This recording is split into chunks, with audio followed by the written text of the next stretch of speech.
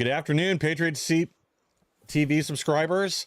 Sorry for the technical difficulties getting started here. We had some last-minute glitches and gremlins in the system.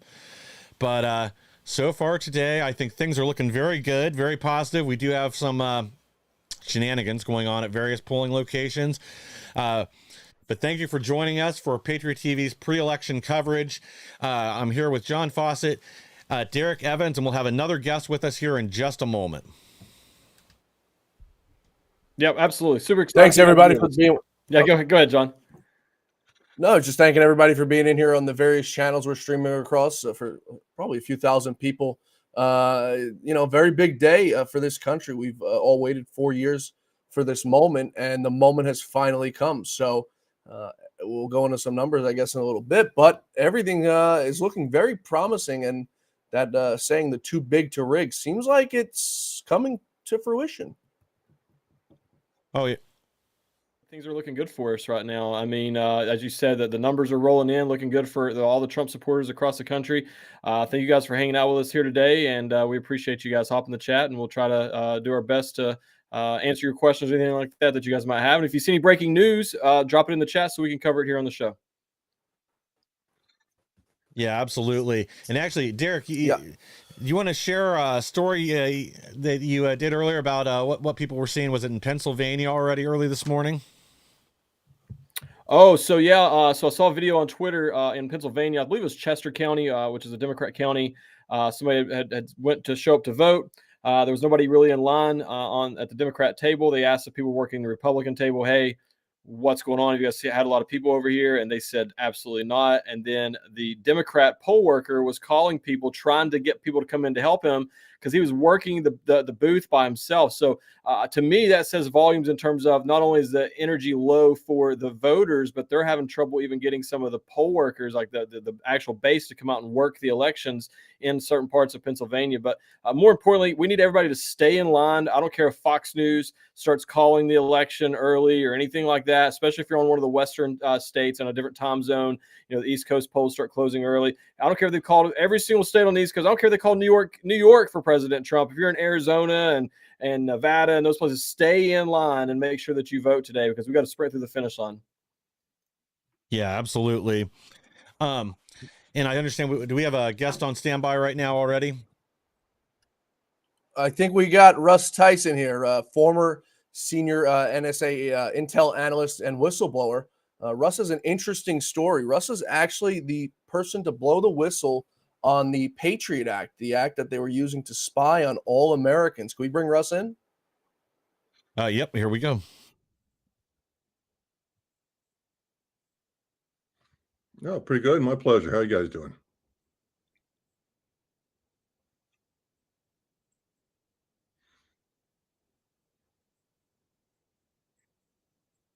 Before the assassination attempt happened, you reached out to him about that. You blew the whistle for us on them stealing the election. You worked in the NSA, Russ. What we saw in 2020, a lot of irregularities. You've told me time and time again that some of these irregularities were things that could have had the NSA's fingerprints on it. Tell us a little bit about the irregularities you saw in 2020, and if you think we'll see them again now in 2024. Well, as far as some of the machines, and I'm not going to say this happened or it didn't, but you know how litigious some of these people are in these different companies. But it just might be that our intelligence service has used the electronic means with machinery to rig elections in foreign countries. So, that's, if you're fighting for democracy and it's an evil communist empire, then that's all good and all. But who says that couldn't be turned against our own people to rig something for a particular party that when they want something, along with whatever the intelligence community might want from a particular party or a congressman or the courts or whoever else may be basically blackmailed. Russ, I had asked you before we turn this over to Michael and Devin to see what they've got for you, but I had asked you the question before on my show, The Great America Show, if you've ever witnessed at your time at NSA or workings with the CIA, if you've ever witnessed any sort of inner workings that have happened overseas where we may have, we won't say rigged election, but put something in favor of somebody else. And you refused to answer the question for me, telling me you couldn't answer it, which raised my suspicions even further. I just wanted to let the audience know that. So it's neither a confirm nor deny, but we know when it's neither a confirm nor deny what that means. Michael, you got anything for Russ? Yeah. Well, I think I guess my big thing my big concerns right now are we going to see something similar, tampering with electronic voting machines today? I mean, so far, I guess we really won't know until they start running ballots through the tabulators.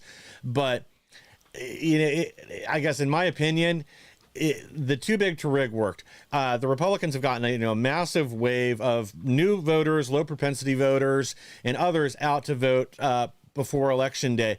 We're way up in Pennsylvania. The Democrats are way down from where they wanted to be. We're seeing the same thing in Georgia and other states. It's a lack of enthusiasm.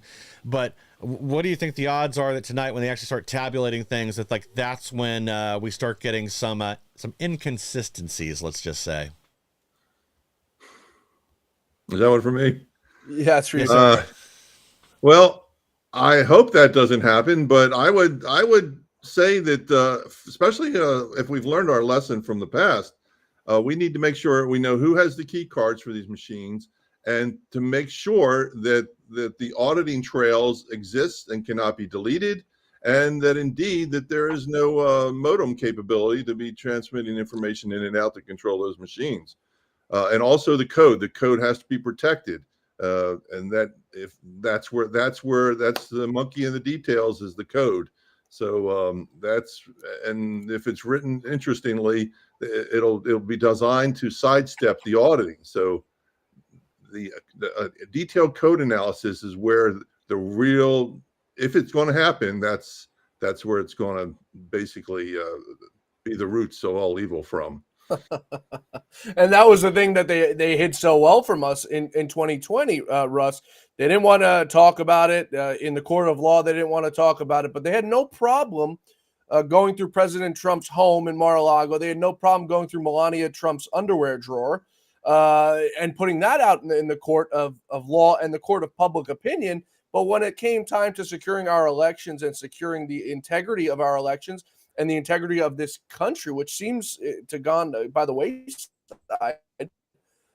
that was off the table. We couldn't talk about it. We still don't have a ruling from that judge in Georgia about election machines when she watched J. Alex Halderman hack the machine in 30 seconds. I mean, it's truly unbelievable. Why do you think France and a whole lot of other countries have gone totally back to paper ballots and asking ID from people to come to the polls? Right.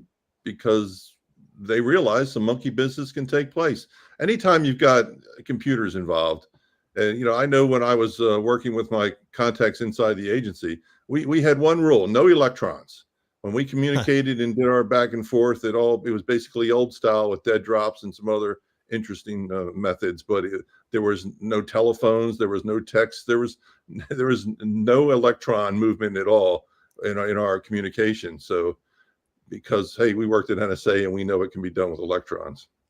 It's crazy that you say that, Russ. So like here you are, working for the NSA, and you guys are like, nope, we're not using any sort of electronics because we know that they can be hacked. But then here at the same time, we have our elections are all online and hooked up to all these machines and all these electronics. And so it says a lot. And I personally just want to thank you for blowing the whistle on that. I think that you're an American hero and a true patriot, and really appreciate all the work that you've done. I know it hasn't been easy.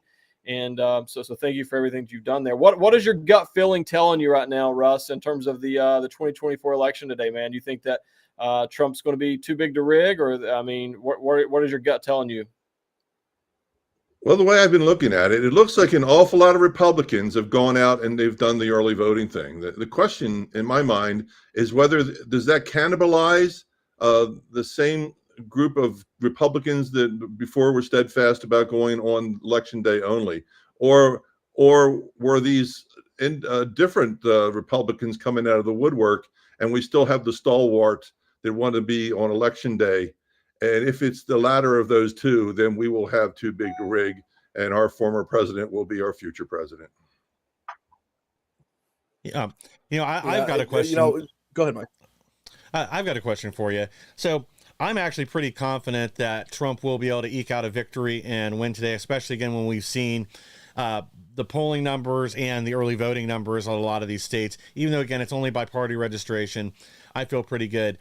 But my real concern now is after the election. They moved Trump's sentencing day in New York for a reason. And I don't think that was to try to embarrass him after the election. Do you think we could see some sort of shenanigans essentially from the House to try to take a victory from him and seat either Kamala Harris or a compromise candidate, somebody like a Nikki Haley, and use that guilty conviction as a means to do so? I pray not, because I'm quite sure that there's a lot of Americans that would not abide by that and might turn to other means to make sure a duly elected president is going to be put in office. And that could be very, very ugly. Yeah, that's basically my concern. If we see something like that, you want to give people a reason to get out in the streets, then stripping a what otherwise appeared to be lawful, legal, and constitutional victory, stripping that from President Trump and spitting in the face and the more than half of America that voted for him is something that I don't think would fly. And we really could see some nasty things happen if that's the plan now, if this election is too big to rig and they are just dead set on not seating President Trump in the Oval Office again, which Jamie Raskin and many others have made it very clear that even if Trump wins, he will not be the president. Well, that doesn't borderline on treason. That basically is treason, is what that is. Yeah. I agree. Michael, I have Russ on the show very often. He's a fan favorite. When I don't have him on for longer than 2 weeks, my staff gets emails that, where's Russ? Why is he not back? The stories Russ has about what they've done to him and what the federal government did to him for whistleblowing and speaking out against what was wrong. I mean, spying on Americans when we weren't the terrorists was wrong. And for any of us, we've all faced the repercussions. Derek faced the repercussions for going to a Capitol on January 6th.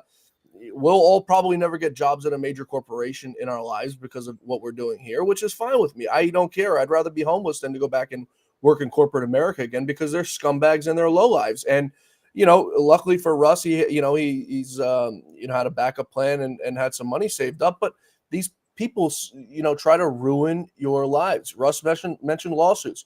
I was the victim of 2 lawsuits from at Fox News from Smartmatic and Dominion, sitting down for hours of depositions just for simply asking the question of what happened during the 2020 election.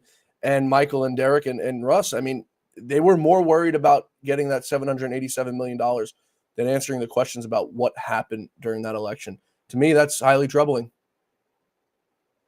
Oh yeah, without a doubt. But unfortunately, this is what we see from this uniparty. It's the collaboration between them and our media, and that's what makes things so difficult and so dangerous. Is it's hard to reach the mainstream with the truth if you have this filter in between that ignores certain stories, hypes others. And, we see it also reflected in this election with almost 90% of the coverage for President Trump being negative, with almost 90% of the coverage for Kamala Harris being positive. We're not playing on a level playing field. And I think it's the same with the lawsuit. Most people don't really understand the details of Smartmatic and Dominion and everything else, the intricacies of that lawsuit. Fox could have stood their ground and fought back and instead chose not to. And there's various people that have different opinions on why. Apparently BlackRock owns a big chunk of both companies. Some people think that's the reason. But it's a difficult position that we're in right now. But I also think trust in the media is at an all-time low. Their approval rating is even lower than Congress's. So go figure that one out. But yeah. And Michael, real quick. To your point on why Fox didn't fight back, I was told from a very good source, and it wasn't my lawyers, it wasn't anybody who was involved in the case, it was a very good source. The reason that Fox didn't want to fight back is because they didn't want to open up in trial how much behind the scenes Rupert Murdoch was involved. And Rupert Murdoch at the time was not a chairman at the company. He turned it over to his sons.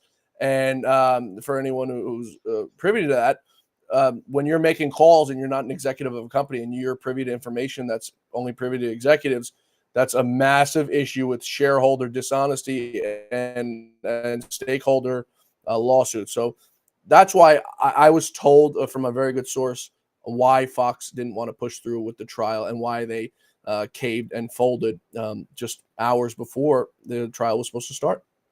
You know, everybody talks about the stuff that Fox News did with all that, which rightfully so. But I think one of the most egregious things they did was when they called the Arizona early before the polls even closed. And then it turns out it was a couple thousand votes, you know, that really swung the election. I think that was one of the biggest mistakes that they made. And we kind of, I don't want to say sweep that under the rug. We all focus on the Dominion stuff and not as much on that. And that's why I keep reminding people today, like, hey, stay in line. I don't care what the media is telling you. And I'll tell you, we're very, very lucky that Elon Musk bought Twitter to allow us. I think that's really helped conservatives and up and down the ballot across the country, as well as President Trump, get a message out there to the masses. I believe that's really overtaken mainstream media. I want to quickly clear some chats real quick. I just want to say shout out to Kelly Song, Dan Dreyer, Rich Mello, Smile Hunter, all you guys over in the Rumble chat. Appreciate you guys. In Twitter chat, we got Tennessee Ranch, Audrey, JD. And then JD brought up a good point from what we were talking about earlier. He said the court that Biden has polluted is not done with Trump yet. And I think that's the thing that people have to remember is when we start talking about what they might do to President Trump after the election, this is these are judges and everything that's been appointed by a very far left, illegitimate Biden regime. And I don't trust them for 1 second in terms of what they might do post-election. Yeah, I agree with you 100%. I think as we should turn to Russ here about the repercussions of this election being stolen. And if this is another stolen election and Kamala is our president tomorrow or next week, whenever they decide to call this thing, Russ, what are the repercussions foreign policy wise? You're an expert on foreign policy when it comes to China, the Middle East, and everything that's going on over there. We've got 2 wars going on in Ukraine. One war in Ukraine and Russia, one war over in the Gaza Strip. And then we have another war brewing with Iran, telling us that they're ready to nuke the hell out of us pretty much. What are the repercussions, Russ, aside from a stolen election and the integrity that goes by the wayside? What are the repercussions with these wars in the Middle East, with China, with Taiwan, with Iran? Well, aside from the unrest that could possibly happen within our own country, if this thing looks like it's been rigged for the Democrats, internationally, and you know this because I just submitted a paper which is basically a futuristic action report that basically tells why China invaded Taiwan, about 4 or 5 days from now. Basically what I'm doing is the main premise is Xi Jinping was waiting to find out who would win the election. If Trump wins the election, I think China invades. Now, if Kamala Harris wins the election, I don't think China will invade because they have already, patsy that's pretty much the same patsy they had in the White House before. So in that respect, I don't know whether you consider that a good thing or not. But as far as Iran, now that's a different story. Iran, I think, will be emboldened even more so because I don't think this woman has the stomach to handle what could happen with. She's probably handled many of the other things I was about to say, but to get where she is. But stop. I got to stop. Trying to be nice. But anyhow, so Iran is going to go. They'll push the envelope, and I don't think they're going to support Israel to the point that we need to support Israel about the barbarism that happened. In the 7th of October, and just I used to have a little bit of empathy for the Palestinians. When I was over there, I felt sorry for the kids, so I handed out pencils to the kids because I heard the kids didn't have anything to write for their school lessons or something. But I mean, after what just happened, and you have basically, you have these guys that are raping and torturing women, and then they're sending the note back to mom and say, look, mom, look what I'm doing, and now I'm going to slit her throat, and mom's cheering. Good, sonny, let's find another Israeli woman to rape and murder.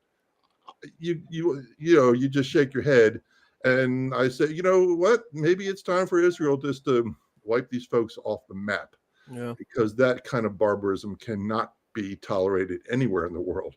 And but anyhow, I don't think we're going to have a friend for Israel if Kamala wins the White House. You bring up a couple of really good points here, Russ, that, I don't think a lot of people understand just how sick and barbaric the conditioning that's gone on in Gaza and in Palestine for years. Itamar Marcus, and I'm sorry if I'm mispronouncing his name, but I believe he's the one that's gone into a lot of the schools in Palestine and gone in. They have murals on the wall celebrating suicide bombers. They want these kids to aspire to be that. They celebrate it every time one of them participates in an attack and manages to kill some Jews, or, gets on a bus and sings the song of their people, self-detonates, and then wipes out 40 people. They're held up as heroes. That this is what they aspire to be, and until that changes, this is an enemy, a people that can't be dealt with any other way. The only thing they're going to understand is force and violence. As the saying goes, if Israel were to lay down their arms today, they'd be wiped off the map. Where if the Palestinians were to lay down their arms, we would have peace. And that's something that really makes us think. And I do think, you brought up a couple interesting points. I do think if there's a clear Trump victory tonight, we would see China move on Taiwan. They're going to try to grab up all the land, pull all the cards off the table they can before there's somebody in power that will actually do something about it. Because as you said, the Biden's basically a human Roomba. He's not going to do anything. And Harris, she doesn't have the she doesn't have the testicular fortitude to do what is necessary to strike down America's enemies and our allies' enemies, and make the whole world will be less safe. We will have an increase in war. I've been thinking about something a lot for the last couple of days, that the Democrats really aren't a party anymore. They're a biblical plague. They're the party of death, of pestilence, of war. And we see that reflected in their policies, whether it's, the endless abortion, supporting the trans movement, this backing the pharmaceutical companies for endless injections, backing the wars all around the world, in, from Palestine and Gaza to Taiwan to the Ukraine. They are the party of death, destruction, war, pestilence, and disease. And if this is our one opportunity to push them out before the whole world is an even more dangerous place than it already is.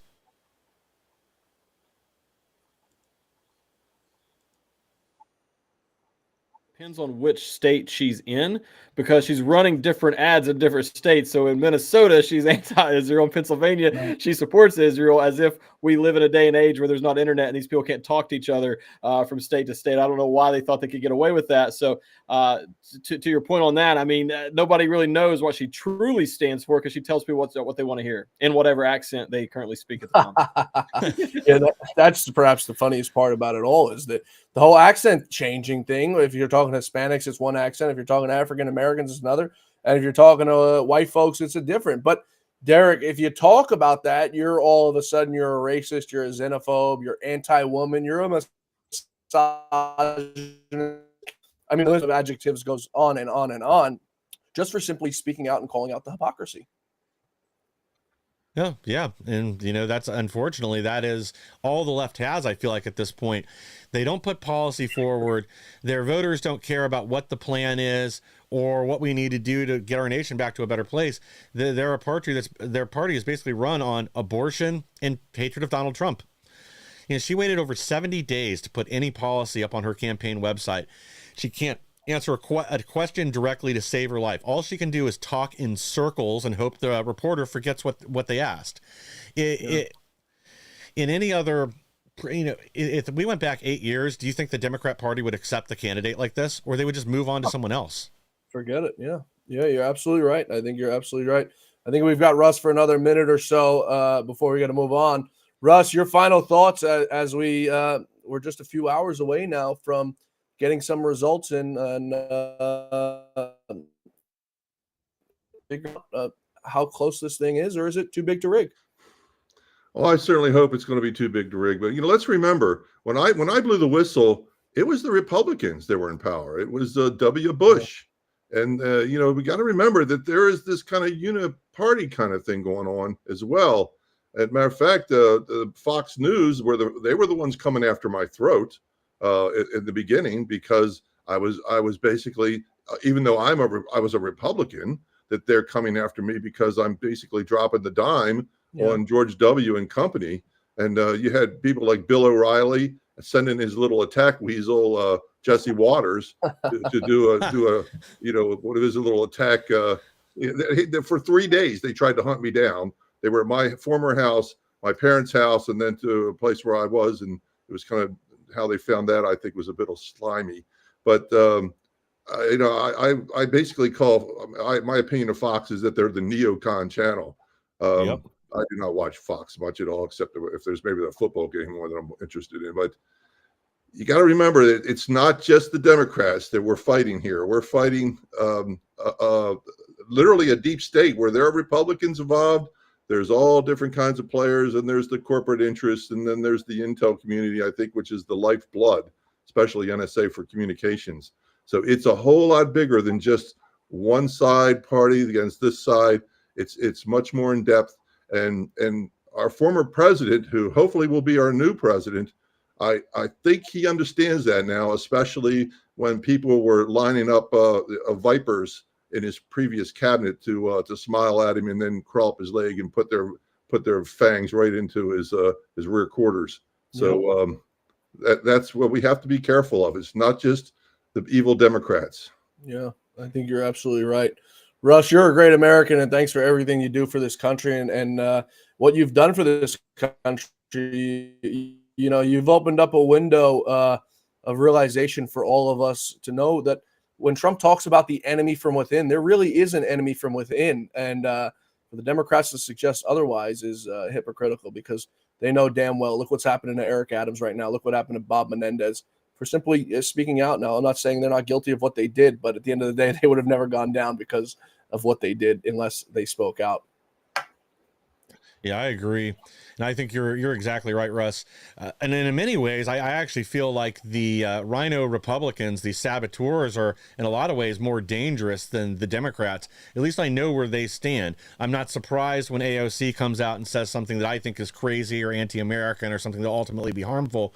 But when you have Republicans in name only stabbing us in the back. And this is something that's continued even through this election cycle. Look at Mitch McConnell, where he spent the dollars. Look where the House Leadership Fund, where they did. They ignored a lot of good, solid conservative candidates, didn't spend any money in those races, and then they propped up a lot of rhinos, people that are on the inside, that are part of this uniparty elite that do not have America's best interests in mind when they vote. Yeah. Absolutely. Shout out to Streamcatcher Chris over there in the Twitter chat. Appreciate you being here. I agree with you guys. Look, the spineless jellyback rhinos are the worst part of this whole thing. We got to remember they are the ones during the first 2 years of the first Trump term that we had control of all three branches there, or the House, Senate, and President. And it was the Republicans who were fighting President Trump. Paul Ryan, Speaker of the House. I mean, so these are the people who did that. And then the other thing that I'm excited about for the Trump second term, provided that we win tonight, is that a lot of the things that the left did in the court system to try to slow down Trump's policies, building the wall and a lot of these other issues, they went through a long legal battle. We've already won those court battles now. So when Trump assumes office in January, he'll be able to push the foot on the gas on a lot of those things and won't be hampered by these ridiculous lawsuits and stuff from the left. So we're able to make some major progress really quickly, I believe. Yep, I think you're absolutely right. Russ, thanks so much for joining us today. We really appreciate it, and we'll see you back on the Great America Show very, very soon, brother. My pleasure. All right, Mike, if you want, we can turn to some of these early numbers we're getting in if you want to go through for the audience from some of these counties and battleground states. Nope. You're muted, Mike. Yeah, let's do that. Let's go through some of these early numbers, and then we'll take a break and come back. We have some additional guests lined up after that. But yeah, let's go through these early numbers. I'm excited to see where we're at. Here we go. All right, so let's take a look at Arizona's Pima County election day votes. Republicans leading right now by about 12,500 votes, 31,500 for Republicans, 19,000 for Democrats, 29,000 independents. From all the polling we've seen, the independents tend to lean on the more Republican side, with Arizona being one of those states that's affected by the border crisis. Looking at Maricopa County, the Republicans leading right now by about 25,500 votes, 52,000 to 26,000, 50,000 independents. These are massive numbers, folks, because if they're going to steal the election, it's going to be in Maricopa County. That's the one we saw all the irregularities and issues in 2020. Looking at Nevada early votes and election day votes. So this is combining the early votes with which the Republicans, came an absolute record turnout for early votes. We're looking at the Republicans with a slight 47,000 lead on votes between the early votes and same day election votes out in Nevada. That's all the counties in Nevada. Jonathan Carl of ABC is apparently reporting that the Republican model they have right now, Wisconsin, has Trump up about 1.5%, so 1.5% up in Wisconsin, which is very, very big, considering all the issues we saw in election in Wisconsin in 2020 and the foul play we saw this election with some of these mail-in ballots, hundreds of thousands, 120,000 or so votes, mail-in ballots being sent to people who are never verified that they're able to vote in the first place. Looking at Florida, not so much a swing state anymore, thanks to President Trump and some of the good work that Ron DeSantis has done that down there. Florida early voting numbers and election votes has Republicans up. You ready for this? 1.1 million.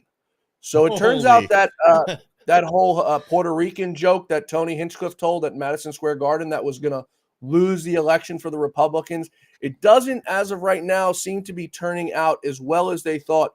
4.2 million Republicans voted in Florida, 3.1 million Democrats, 2.1 million independents. Again, the independents tend to usually sway on the side of the Republicans. Looking at one more thing, which is a little bit irrelevant for us, but I think it's going to be the trajectory of the way that things are going tonight. Looking over at Guam, just off the coast of the Philippines, our U.S. territory, their final results are in. Harris won Guam 49-46, a +3 for Harris. Now, why is that important? In 2020, Biden carried Guam by 14 points. The other big thing that happened in Guam is their state legislator, for the first time in 16 years, is flipping to Republican. So not that it makes a big difference here, we'll call it here at the mainland, but I think it's the trajectory, guys, of what we're going to see that's happening tonight throughout this country. I spoke with Mark Mitchell of Rasmussen. Sorry about that. I'm getting a call here.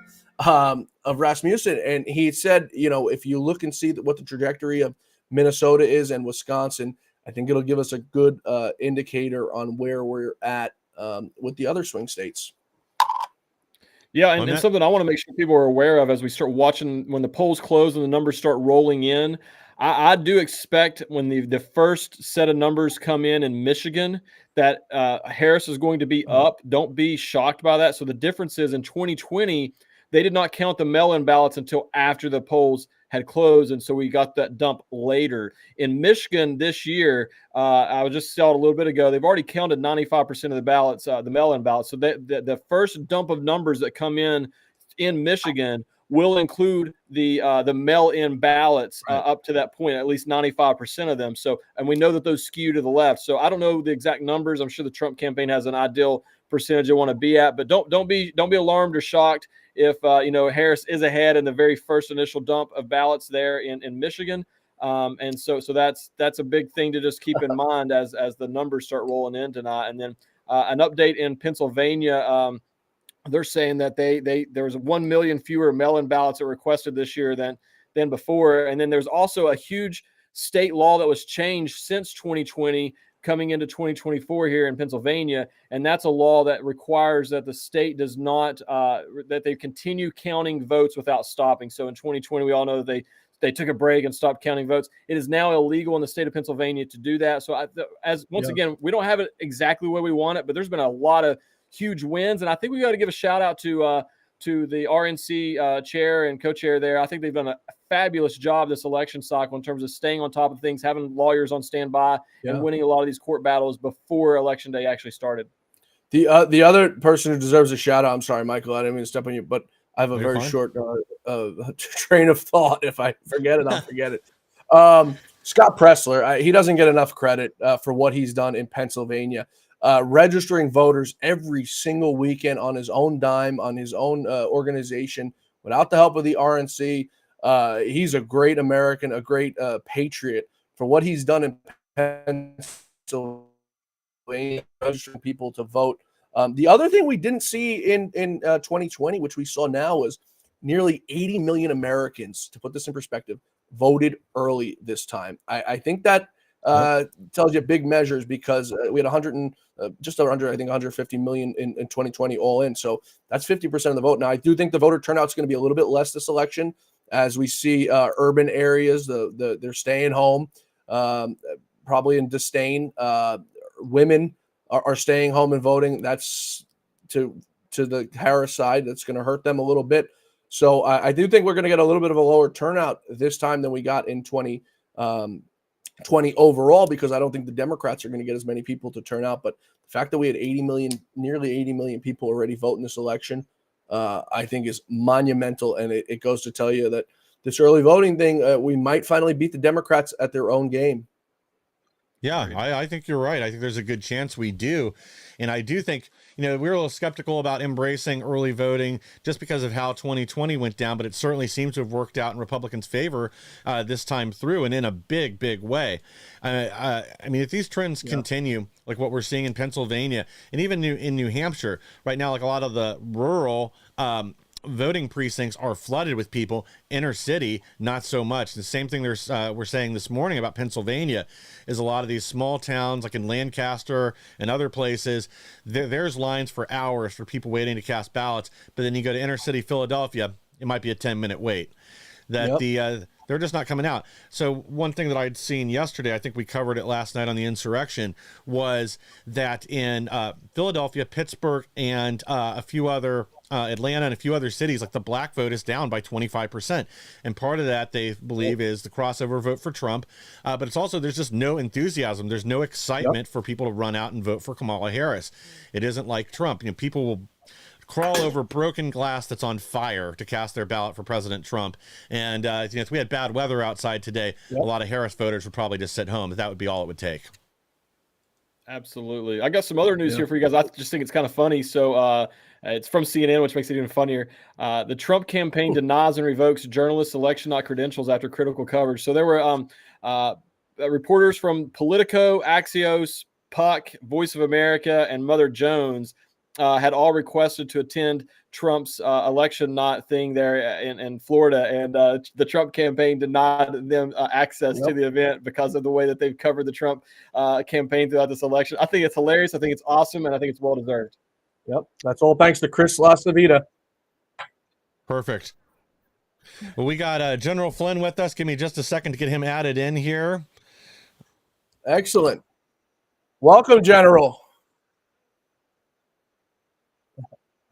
Area here, we got about 400 people and 1,000 supposed to show up. So can you hear me? It makes it more authentic, General.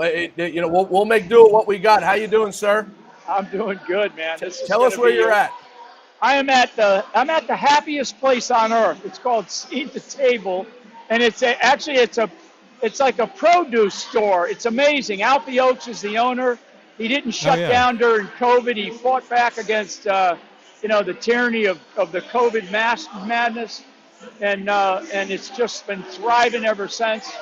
And we call it, it's in Naples, Florida. We call it the happiest place on earth. So we're going to have about 1,000 people here in about another 2 hours. Wow. They're starting to arrive now, and this is basically our election watch party night. So I'm already getting good feedback from the campaign headquarters and some others that it's looking really, really good. Can you give us some insight on that, General? Before we turn over to Michael, we're also here with Michael Lauber and Derek Evans. Can you give us some insight onto some things that you're hearing on the ground from the Trump campaign? Yeah, so a couple of things. So number one, rural turnout for early elections, rural turnout is almost double what it was in 2020. Urban turnout is about a third less than it was in 2020. So that's a big deal. And now we know you can dig into the Republican Democrat turnout, but that's very telling. I'm still personally, I'm a little concerned about women, but I'm hearing some really positive intel from Pennsylvania and Arizona. I actually feel very good about Kari Lake out there. Never mind Donald Trump winning, but Kari Lake is actually looking really strong. And now the turnout for election day voting, obviously it typically goes toward Republicans or conservatives, and the lines are super long. Now the negatives are, we already have reports of a couple of states where some of the machines shut down. They just I guess whatever, they just turned off. I'm so sick of that. I'm so sick of it. But whatever. I'm not gonna get into the nonsense about all the fraud and everything we went through with 2020. The turnout right now is definitely in Donald Trump's favor. I do believe with few exceptions, he's probably going to take all of the swing states. And one of the states that I've been paying very close attention to is Michigan. Of course, Michigan is a very tough state. Right. And one of the ceilings that Donald Trump cracked here, and it happened last night, was he got the endorsement of a Muslim mayor by the name of Dr. Amr, and he's a great guy. I know him. He is the only Muslim mayor in the United States right now. He's up in Hamtramck. And the Muslims up in Michigan, they vote at about 90 to 95%. And he got the full-throated endorsement of that community because that community cares about family, and they can't stand this drag queen, transgender men in boys and girls sports stuff. They just can't. So there's some commonalities that Trump was able to cross over, and this community that has always, for 30 years, has gone for the Democrats.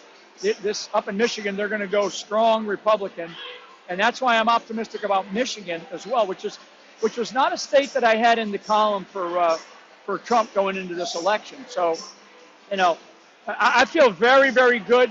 I will tell you guys that I do believe that post the election, post tonight. So I think I'm not totally optimistic that we're going to get a final result tonight. I'd like to think that we will, but if we don't, I think Trump is still in the win column.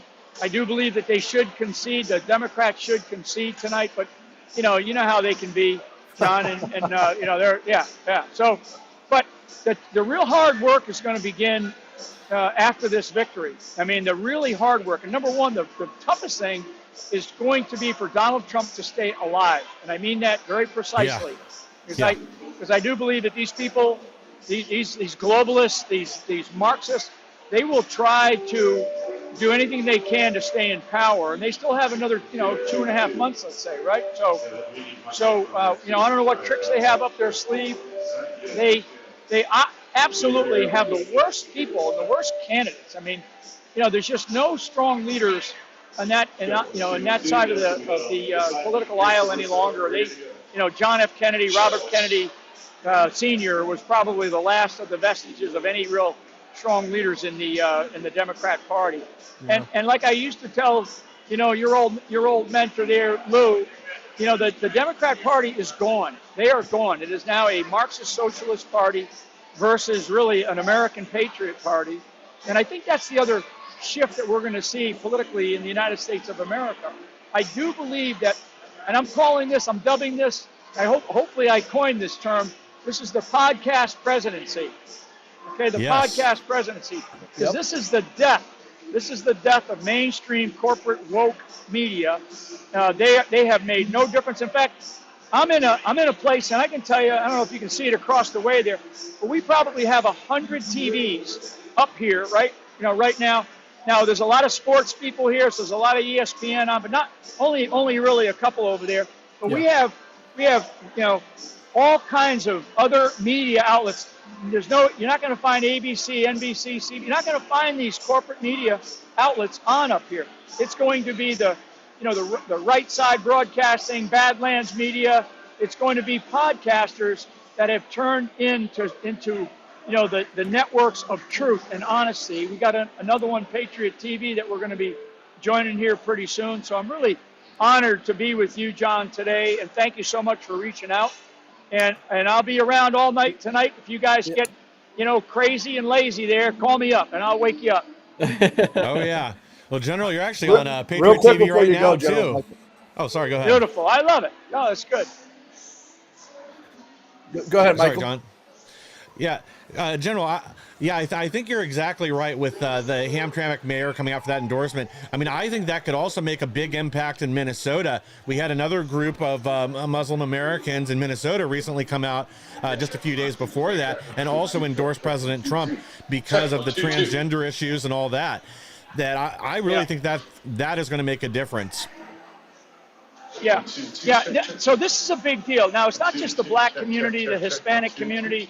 I've been working the last 4 years, other communities like the Japanese American, Korean American, Chinese American, Serbian American. I think people underestimate, and politicians underestimate these first generation, some cases second generation, but mainly first generation American citizens who have come over to this country. And they left their own damn countries, right? And they came here because they're looking for freedom. These people they're not going to vote for the nonsense of the left. They're not going to vote for this woke Marxist globalist socialism attitude. I mean, and they get it, boy. Believe me, when they hear the words like, somebody calling Donald Trump a fascist or Hitler, right. You're not fooling these people. And these various communities, that represent other cultures in the United States of America. You're talking about millions and millions of people who vote. And all you got to do is just, you got to reach out to them and you got to respect them. You have to understand them. You have to know what they want. So the Muslim community, and I've been working very hard, and I believe me. I mean, I went up to meet with the mayor of Hamtramck well over a year ago. In fact, the guy that owns this place, Alfie Oakes, he and I went up to Hamtramck, and we sat down with about 60 of the Muslim leaders in Michigan, and we talked to them, and they know my background. And I actually wrote a book, Field of Fight, where I really went after, I basically, the title of the book is Field of Fight, How to Win the War Against Radical Islam. And so I went up there and I confronted them, they confronted me. We shared some really honest feelings about the things that are going on globally. But the one thing that we had in common was family. We had this commonality of anti-transgenderism, boys and girls sports. These guys freaked out when they started bringing in drag queen hour into the public school system up here. And so I was like, let's figure out what's best for the country. So the Muslim community and the Muslim community, not just in Michigan, but up in Northern Virginia, in Northern Florida, up in Minnesota, these people, they vote at a very, very high percentage, and that's important. And that's the same with all these other American communities that are first generation. These people vote, and they know exactly what they want, and they want liberty, they want freedom, they want our Constitution, and they want to be able to. They want the government the hell out of their lives. I mean, and they definitely don't want the nonsense that the left has been bringing in this country, and they can't stand. One other point, they can't stand this illegal invasion that's going on. These people came here on their own legally, and they did it the right way. So they don't like this illegal stuff. Yep, you're absolutely General right. Flynn, this is Derek Evans up here in West Virginia. My question for you, thank you for being here with us. Is there any I guess surprise states that we should be watching tonight? How's the Trump campaign feeling? Can you give us any inside info on that? Maybe Virginia, New Hampshire, some of these states are not necessarily considered swing states on the mainstream, but maybe there's something to watch tonight. Do you have any insight on that? Yeah, I mean, you know what? And I have a funny feeling that New York could come in. Yeah. Okay, I mean, so that's a bold call. I'm not sure if the Vegas guys are gonna, anybody's gonna bet on that. But I'll tell you what, it would be a big return. And I just have a funny feeling that the boroughs, Queens and Bronx and Brooklyn, the five Manhattan, the five boroughs up there. Staten Island, General. People that like Trump. Staten Island's a gimme. Staten Island folks, they'll vote for Trump. They definitely will. That's my land, General. Exactly. So New York, I think Virginia, yeah, I think Virginia's going to come through. But actually think, I have a funny feeling that New York is going to be very, very close. Yeah. And because certainly everything north of the city, will go for Trump. I mean, with maybe the exception of Albany, maybe, and maybe Rochester, but I actually think even the northern tier up there is going to go for Trump in a big way. So I'm gonna lay that out there. I think New York is going to be the surprise. I hope that it is. If it is, and it's over. Yeah. Then it's definitely over, and we'll know. The majority of polls will close at about 7 on the East Coast, and then of course as the time zones go, it goes all the way to about 9 o'clock on the West Coast, Eastern Standard Time. So we've got to be. I don't want any kind of Fox nonsense bullshit. Excuse my Irish. No, you're right. calling Arizona. If Brett Baird does that, I tell you, I'm in Florida now. I may jump on a plane and fly to frickin' wherever he's at and punch him in the nose. Yeah. So no, you can't. You can't do that, General. He's got way too much Botox. You do damage on his face. But General, you brought up a really good point before about the Muslim community, and it's the same thing with the Black community. The Democrats for years and years and years had disenfranchised these folks that they're just owed their vote for whatever reason they believe. And I think it kills the Democrats inside that Donald Trump and the Republican Party has managed to bring the Muslims to the table and the Jews to the table to, for once in our lifetime that we've ever seen, and make some sort of amends. And it's something I've never seen. My best friend is Muslim, and he's a Democrat his whole life. His parents are Democrats. Yep. And I brought him over to this side, and I brought him to the Trump rally at MSG, and I wanted him to see for himself.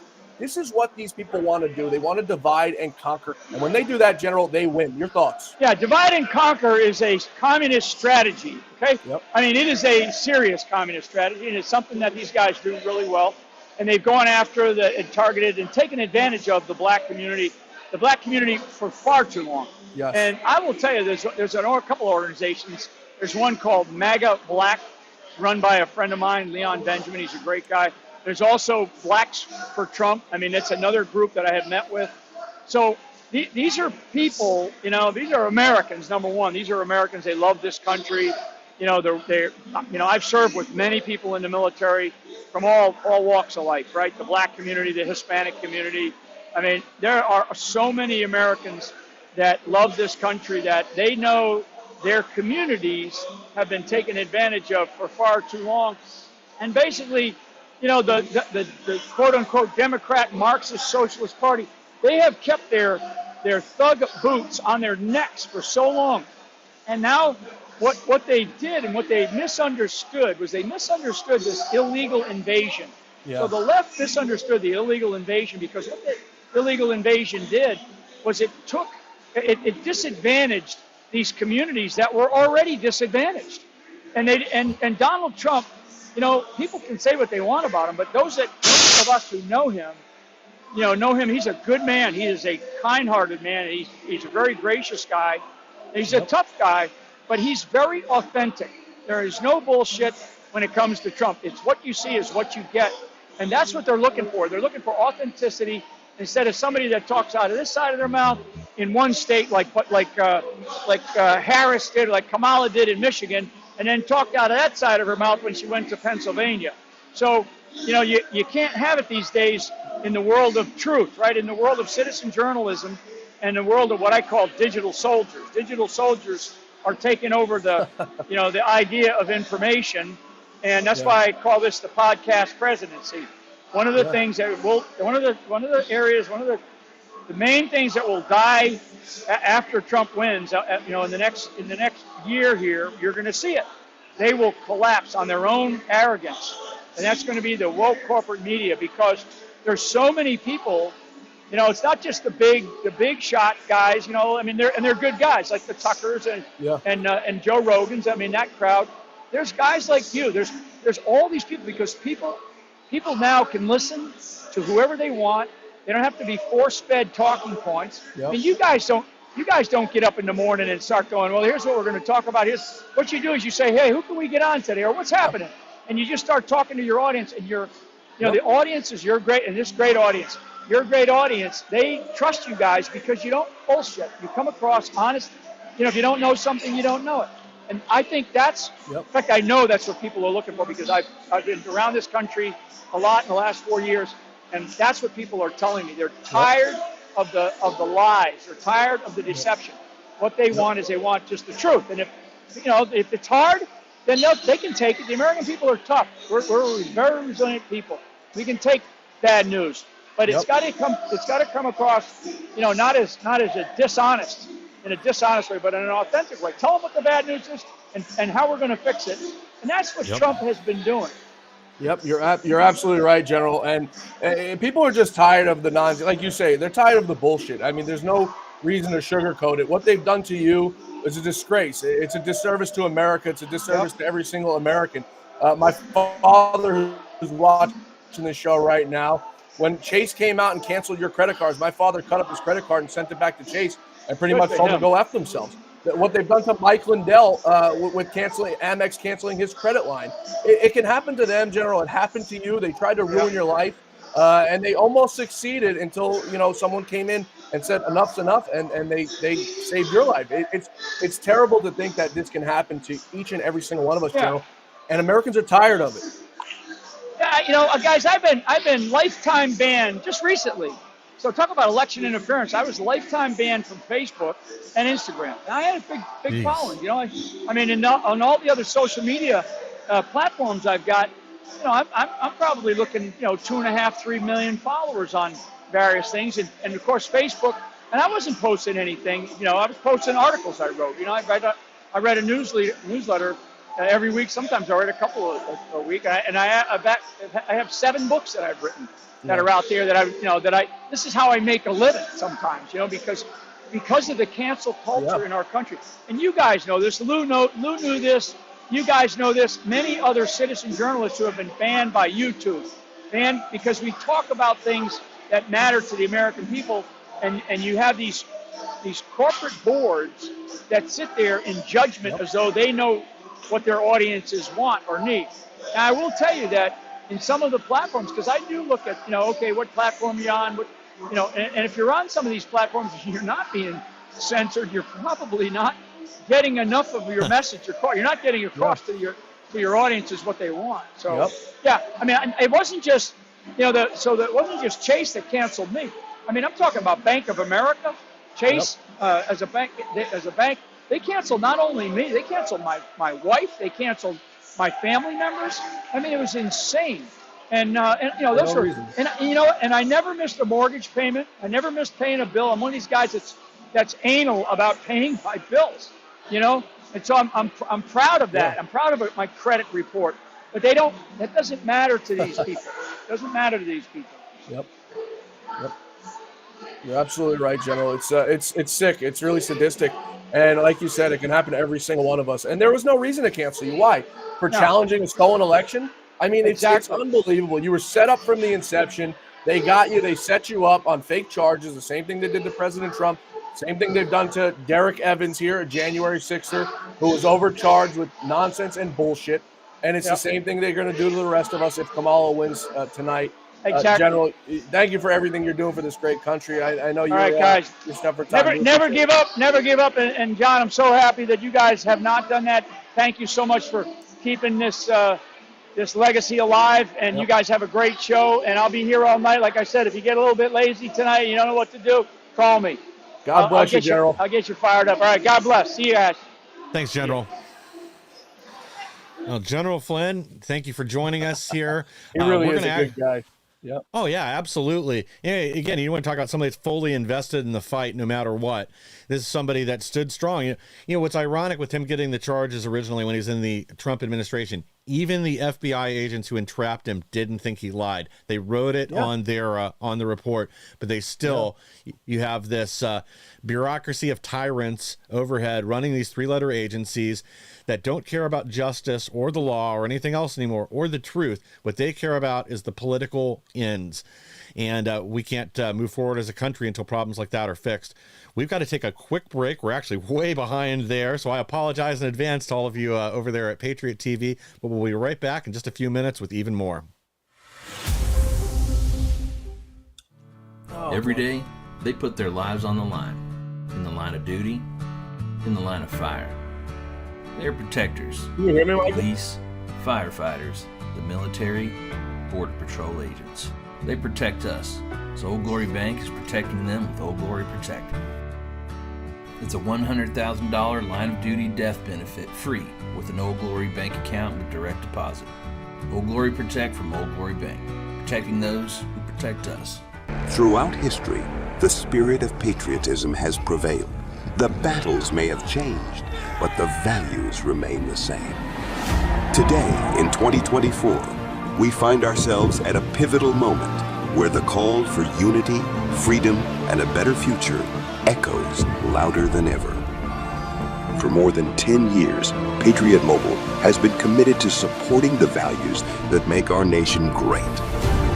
With affordable plans and reliable nationwide coverage, Patriot Mobile is not just a wireless service. It's a call to action for those who believe in the American dream. Because this year is not just any year, it's the most important year since our nation's founding. Choose a wireless carrier that shares your values. Choose Patriot Mobile.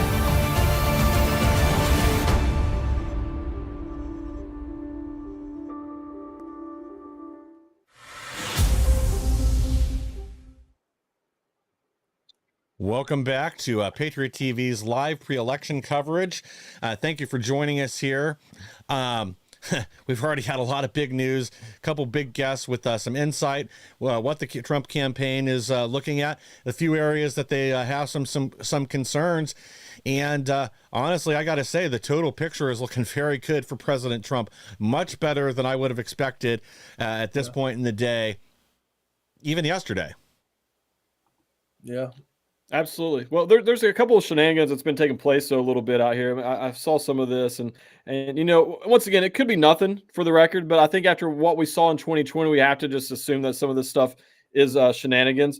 But there was a polling location in Northville, Michigan. It's been evacuated due to a gas leak, and then everybody's heard now about the bomb threats that took place in Georgia. And it's just once again, before 2020.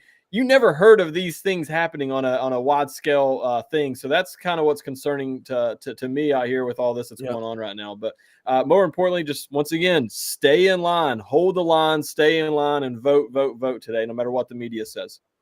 Yeah, you're absolutely right. And we just went to commercial break there. We have another sponsor of the show. It sponsors the Great America Show, which if you guys don't join us each and every day at 1 p.m., I think, Mike, you had that graphic up there, 1 p.m. each and every day for the Great America Show. One of our great sponsors. Today's election day, and just like every vote counts, every choice you make for your health matters. Freedom 2.0 isn't just water. It's a commitment to clean, pure hydration through our 8-step filtration process, which includes reverse osmosis, UV light treatment, and a healing 432 hertz frequency. Today, vote for your health, for energy without crash, and for Freedom 2.0 water. Folks, you can go to freedom20.com/John, 15% off. Great price water. You're supporting America First policies. You can sign up for a monthly subscription. That's what I do. I get it every single month delivered right to my door. I don't have to go out to Costco or any of the big box stores and support their woke nonsense. Freedom 2.0 water is my choice of water, and it should be yours. Freedom20.com/John. Promo code John, 15% off your entire order. I recommend it to everyone highly. Yeah, and again, if you want the news the mainstream media doesn't want you to hear, you've got to support places like Patriot TV, sponsors like these that are brave enough to actually come forward and back conservatives, back the truth, back news that will be from our point of view and that will be honest, bring you the truth, the news, good or bad, give you an honest take on what's happening in the world today. Yep, and you heard General Flynn say podcasts are taking over this world. I look at my podcast ratings every single day, and I'm in the top 1,000, lower half of 1,000 in the 900s on top podcasts in the world. People are listening. I look at the ratings. We have people tuning in from overseas, France, Sudan. I mean, all over the entire world. Believe it or not, people from China. We have Americans living overseas. We have foreigners who want to know what's going on in this country. And podcasts like mine, podcasts like yours, we have the freedom to do that, Michael. We're not owned by anybody. If a sponsor of our show has an issue with what we're doing, We tell them, go ahead, go kick rocks, go find somebody who supports your ideologies. We're not going to be controlled by what you're telling us to say on air and what you're telling us to do. That's the way it's got to be now. It's sad that this is what it's come to, but that, our lives depend on kissing these people's asses. But, it is what it is. And we've got to make the right choices. Companies like MyPillow, companies like Freedom to All Water, we have to vote with our wallet, guys. And I know that you guys do as well as I do, because we can't keep supporting these communist bags who mean to destroy America, and they're doing a good job at it. Yeah. Well, this is something that General Flynn touched on that I really do think has made a huge impact in Trump's campaign, and that is he called him the podcast president. I think there's a ton of truth in that, because going on shows like Joe Rogan, or doing this podcast with people like Aiden Ross over there, huge streamer, was on Twitch, now he's over there on Kick. This bypasses the filter of the mainstream media. They don't get to lie or take something Trump says out of context, or pretend something that was clearly not a threat to Liz Cheney. It was, calling for her execution by firing squad. They don't get to stand in the middle and interpret the facts for you. When Trump goes on with Joe Rogan, they get to see 3 hours of a conversation between two dudes. It wasn't all political either. It humanized President Trump. They've tried to, they cast him as the second coming of Hitler, that he is worse than Satan himself. And when people see him sit down and have a conversation like that to talk about things they both like, boxing, sports, in addition to like how he's been treated for the last few years, it humanizes him. It takes this facade down, and people realize that they're being lied to. And I think that is going to be the future. I think our dinosaur media, mainstream media, whatever you want to call them, they have done irreparable harm to their reputation. And after this election, I wouldn't be surprised to see major changes, major shakeups at all the networks. And, it'd be nice to see if some of them would would break from Project Mockingbird and start telling the truth instead of just toting the uniparty narrative. Yeah. I have to agree. I think that this is the thing. I think people forget in 2016, Trump really changed the game with social media. Up until that point, you didn't scroll through your phone on Facebook and see a presidential candidate in the palm of your hand looking at the screen talking directly to you. President Trump, I know it's hard to think about that now, but 2015 was the first time that ever happened. And that's why social media really started cracking down after that, because they saw how powerful it was and helped President Trump so much. I believe here in 2024, he did the exact same thing in terms of being outside of the norm and breaking barriers in terms of the podcast thing. And I believe this is what I've heard from people on the Trump team, is that it's Barron Trump is the one that's been behind that and really convinced President Trump to go that route, and got him on Aiden Ross, Theo Vaughn, and, not just Joe Rogan. I mean, Joe Rogan was like the big, the slam dunk at the end, but he was on a lot of them up to that point. And I have no doubt that it's really changed the public narrative. I'll share a very quick message I got this morning from someone I personally know, told Mike this earlier, who is always been like a hardcore left-wing Democrat person. And these long-form interviews have changed. I've heard the basically same thing from multiple people. This is a message I received from this girl. She said, "I've never been a big fan of Trump, but my opinion of him has changed within the last year. Getting to watch him in these interviews has been different. There's no way as a Christian that I can vote for the evil that Kamala is and stands for. I just wish the rest of my family would see how evil she is. I'm praying Trump wins for our children's sake." This is someone that I promise you never has ever even thought about voting for a Republican before. And it's these long form interviews. And I've received multiple messages from people like that who have had their opinions of President Trump changed just from sitting down. The other thing we have to remember is on a lot of these podcasts, Theo Vaughn, Aiden Ross, Joe Rogan, these are people who are not seeking out and living, breathing, sleeping, eating politics every single day the way that we are. They're not in Twitter spaces. They're not on Rumble. They're not, they get their stuff from the podcast and then mainstream media talking points, clips here and there. And so he's able to get out and reach a bunch of people that otherwise he couldn't reach. And he's doing it in a very persuasive way. So I think it's going to be huge. It's nice that you're getting messages like that, Derek. My DMs are far different than yours. Well, these are personal people that I know personally. No, my social media DMs is full of just left wing extremists. Like, you're an insurrectionist. That's what I get all the time. Yeah, well, so. You are proudly right. This is a DM from somebody that I know, responding to all my posts on Instagram and all the crazy stuff. this is one from this afternoon. I'm sure women in your life appreciate women being called fat pigs. For anyone who missed it, 2016, Trump was only talking about Rosie O'Donnell, and he wasn't lying about that. Most of the ones at his rallies also like being grabbed by Trump without their consent. The men they are with probably do that on a regular basis. That's America. I consider people who vote for a convicted felon and an election denier a joke. So here we are. My vote can't be bought for a tax cut for the rich. I mean, and this is unbelievable. For anyone who can see my phone, I just get messages like this all day long. Just this nonsense craziness of people who are melting down, losing their mind. Trump derangement syndrome is real. Dude. I mean, it's not just a fake syndrome. This is real stuff. Trump derangement syndrome now is, I think, worse than it's ever been before. And it doesn't make sense because Kamala Harris is not the answer. Oh, yeah. I can take that up just a quick notch. I actually received those messages in the mail to my mailbox because when I got arrested for January 6th, I was an elected official.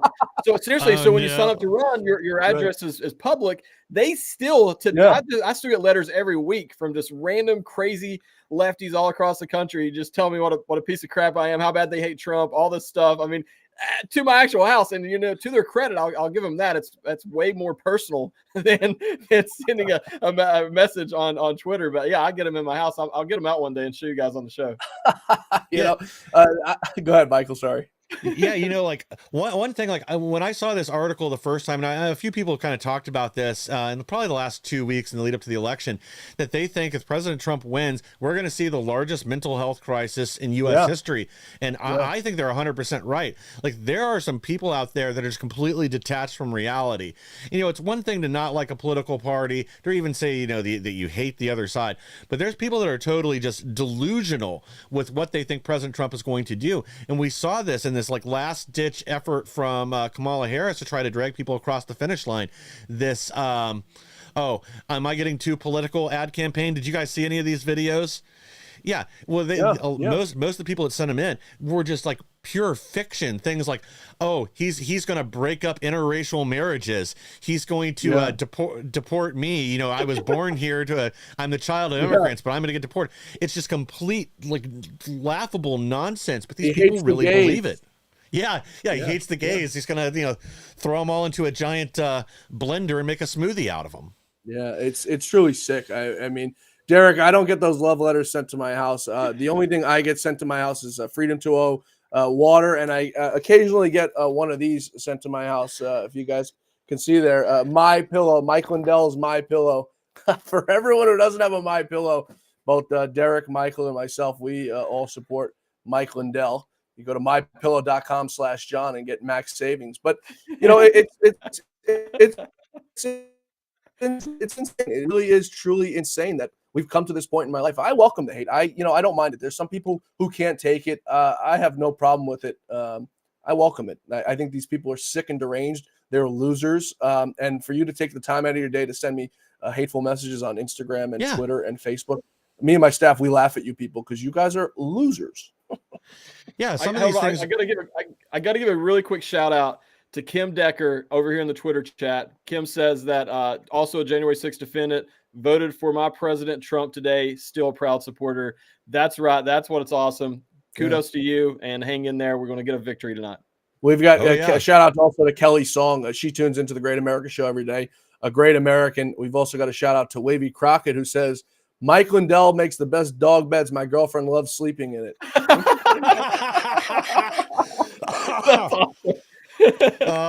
And see, that's the other thing. Like our side has a sense of humor now. The left used to be funny, but man, those people can't take a joke. They're entirely too serious all the time. And when humor dies, so does your movement. Like I can't believe that the Republican side of the aisle is now the side where the fun is. But that just shows the state where the world is now. Yeah. I hope Mike Lindell, by the way, doesn't cancel my show for reading that comment. I'm sure Mike will get a kick out of it. He does have I have no doubt that he'll get a kick out of that. Yeah. Go ahead, there. Yeah. Well, I'm going to take a look real quick, see if we got any other good updates, and then who do we have coming up next? Because actually I had somebody just message in that wants to join us. We've got a spot available at in about 30 minutes. We're waiting on Alex Stein and possibly Royce White. Both are looking to get in position. Royce White's running for obviously Senate in Minnesota. Alex Stein, the host of Prime Time with Alex Stein, a comedian, one of the OG trolls. We're just waiting on them. Yes. Alex is in DC trying to get in position. Royce White as well. So we're pretty free. Nothing on my end as for number updates. Just a story. I live out in Staten Island, New York, as General Flynn said. It's a Trump stronghold. It sucks that we have a congressman who's a rhino, but I had never seen the line so long in my life, and to get online and vote. And I was trying to walk. They make you go in these little boots and circle your thing. And as I was going in and vote, I was trying to peek, like we're back in grade school again, trying to look at your neighbor's test to see. And out of 5 people, I saw them all voting for Trump. So it's truly remarkable. I think General Flynn is onto something that we could see New York flip blue. I've said, for everyone who watches the Great America Show, I've been saying New Hampshire is one that I believe is going to flip. I've also said Virginia. And then just recently I've moved New Jersey into that column because I think, and I always say this on the show, is that Jersey, we saw that race for governor, Jack Ciattarella, and he pulled kind of tight. And that's a guy with no name. So I think we could see some things happening here, folks. Oh, yeah. Absolutely. Go ahead, Mike. Go ahead. Now you go first. Go ahead. While it was fresh in my mind, I want to remind everybody, if you're in Pennsylvania, so Laura Trump put out this tweet earlier. Good news for Cambria County, Pennsylvania. They successfully secured a court order extending voting hours until 10 p.m. to make up for the long lines there in Pennsylvania. So once again, this is just another big shout out to Michael Whatley, Laura Trump, and all the people involved with the RNC this go around. Stark contrast to 2020. They're getting a lot of these things done ahead of time, and I think it's going to pay off dividends. So if you're in that area, just know that voting has been extended to 10 p.m. in Cambria County, Pennsylvania, which is huge. Oh, yeah. Well, yeah. And, that's I tried to go out and vote at 7 a.m. this morning, which I guess was a mistake. And, again, I'm in Ohio. I'm not in a contested state. Everybody knows Ohio is going to go for President Trump. He's eating the cats and dogs. Yeah. That's 25 miles from where I live. But, I know you we've got about 2.5 hours, 2 hours, 40 minutes till polls start closing here. But even here in Ohio, there was a 2.5 hour wait when I went to the polls this morning, and I'm outside of a secondary city. I'm in a suburb. Probably 7 a.m. It was a lot of people going to work, trying to vote before their day started. But I'm actually, when we wrap up, I'm going to go and I go back to the polls, and I don't care if I've got to stand in line till 10 p.m. I'm going to go get my vote in. So if anybody in our audience, anybody watching right now, has not been to the polls, make it a priority. Get there now and plan to stand there for a while, because it sounds like the Trump supporters are out in force, and we're still hearing that the numbers in a lot of major cities are down. They're either below expectations, just at them, or and a lot of Democrats appear to be sitting it out. So hopefully this keeps up. I'd like to see the election called tonight. Realistically, I think it'll probably be sometime tomorrow.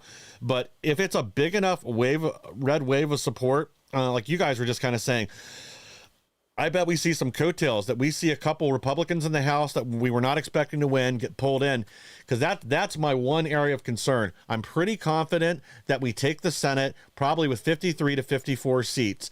But the House is a little closer, especially a lot of these races. I've seen a few good prediction maps that I would agree with, and that's kind of where my assessment is. I think we end up with 219 to 221 seats in the House. But if President Trump has some good coattails and these Democrats just stay home because they don't want to vote for Kamala either, then we could see a big majority in the House, because we got to remember, too, we've got to have enough people in there to neuter the rhinos, basically. Yeah. We've got to be able to neutralize their vote and make sure that we can actually gain control and move President Trump's agenda forward. Yeah, you're absolutely right. And you brought up a really good point, the coattails of President Trump, which doesn't get enough coverage as it should, because President Trump, you'll hear the mainstream media go after him about the races he lost, and he's got a ridiculously good success rate, but they don't talk about the races that he's won. And his coattails are going to depend. Some races are going to depend on his coattails. You look at, for one, Bernie Moreno in Ohio. Bernie's a great candidate, but Michael, your state has some issues, some inner cities like Cleveland and the rest of them that go deep blue, which hurt him. I think for the first time we're seeing last polling before this election, Bernie Moreno is up in Ohio. So I think the Trump turnout is going to depend on how he does that. Races like Michigan with Slotkin, Pennsylvania, Bob Casey and Dave McCormick, Wisconsin with Tammy Baldwin, the Nevada race. A big one is Arizona with Carrie Lake. She doesn't poll as well as some of these other people have been, showing her down outside of the margin of error multiple times. I don't know what the issue is down there with the voters and Carrie Lake, but a big turnout for Donald Trump in Arizona it's going to depend on Carrie Lake is going to depend on that to pull her across the finish line, at least according to the polling. So I think that's one that that they don't get enough doesn't get enough credit for. As for the Senate, I think they probably pick up 3 seats, gives them a little bit of a safe majority. You got a few races that could come across the finish line.